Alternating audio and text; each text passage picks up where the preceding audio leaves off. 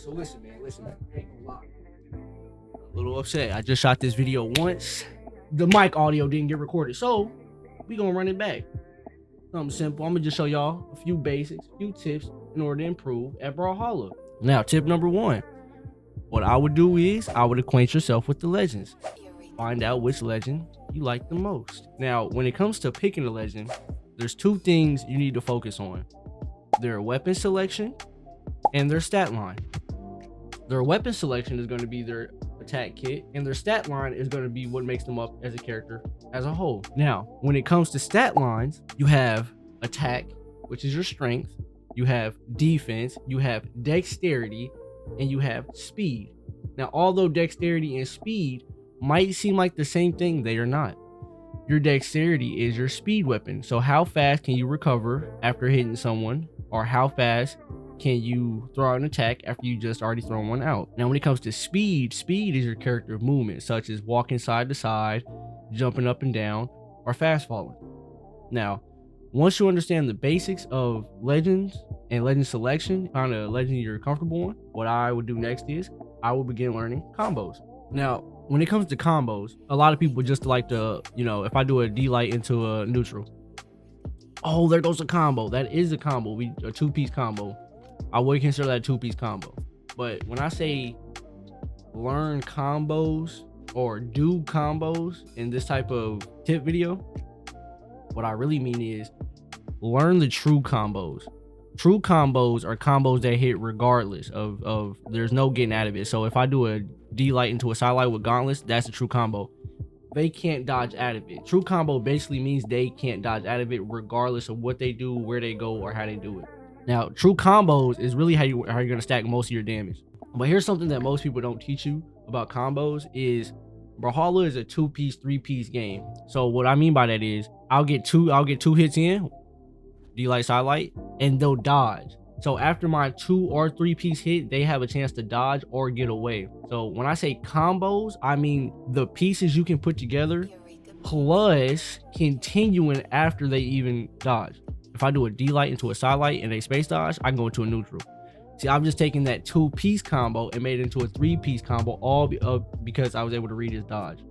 So reading dodges and continuing after that is part of your combo. Now, it's not part of the true combo because you do have to get a dodge read, but it's still considered part of your combo. Now, the third thing I would focus on is your mental in Brawlhalla.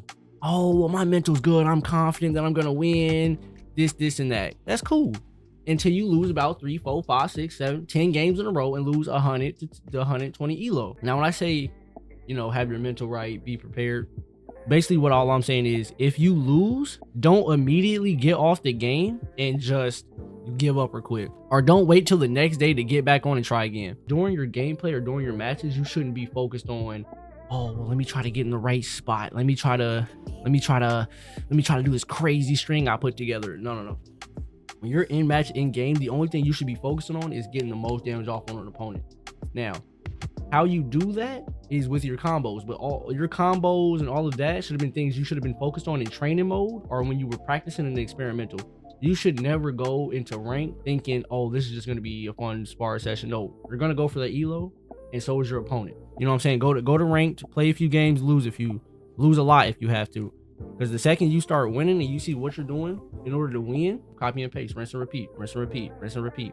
But if you're going out there every time, and every time you lose a ranked game, you're hopping off, or every time you're losing any type of game, experimental, anything, and you're blaming it on the game, oh, my chase dodge didn't go through, or oh, I got a ghost hit, oh my god, instead of going back and actually seeing what you did wrong, oh, okay, I missed the dodge here, or I read too early, or the spacing wasn't right. All of those things are things that'll make you as a better player. And if you just use them as a crutch or an excuse, or you have excuses once you lose, you'll never improve as a player. The next thing I'm gonna talk about is movement. Now, you see a lot of movement guys, which I do suggest you go watch. Matter of fact, one of the best movement guys I'll go ahead and put it here along with a link in the description to really give you a more in-depth look at movement. When I say movement, I do mean stuff like back dash, like dash jumping like this, you know what I'm saying? Basically using gravity cancels like that to get hits off. But what I really mean by movement is knowing how to utilize all of these things that you've put together. So this dodge jump, these dashes like this, But one of the things that really stuck with me is when you have someone off stage like this, and they're trying to make their way back. Movement is knowing not to immediately jump from the middle of the stage off to the side trying to get a Sair in, because they could drop right here, and now you're punishable because they can do an air, or they'll just go right over you, just like this, go all the way around, and now you have to reset. And while you're resetting, they have time to space and get the hits off on you. So what you want to do is something like this. If they're off edge like this, instead of immediately running over like this or trying to Sair, what I would do is I would get spacing. I would close up some of the space here. I'd close up all this space right here.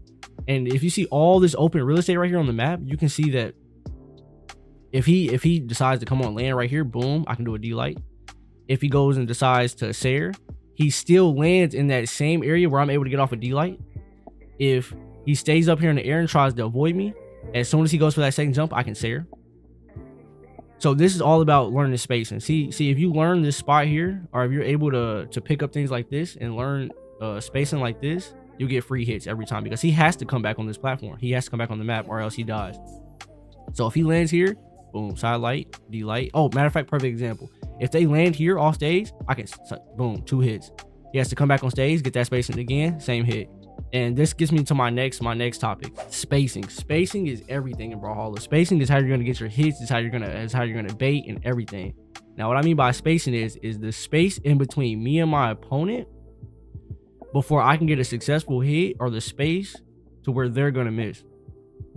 And that probably doesn't sound like it makes sense, but what I mean is, if the Sidra is here and I'm all the way over here, I need to understand the spacing so I'm not just wasting hits. Because even though this seems like it's harmless, the second you pull out any move, signature or neutral move, you will immediately make yourself vulnerable to the opponent. So if I do this side light and I miss, now they're able to get a neutral off on me, they're able to get a side light off on me, and there's no telling if that side light will be able to go into a combo or string to take me all the way off map. Everything counts. So when it comes to spacing, you don't want to just be throwing out stuff that isn't going to hit, because you're going to close up space for not only you, but your opponent, and you're going to make it easier for them to attack. So in order to get better at Brawlhalla, what I would do for good practice is, you see this space in between me and my opponent?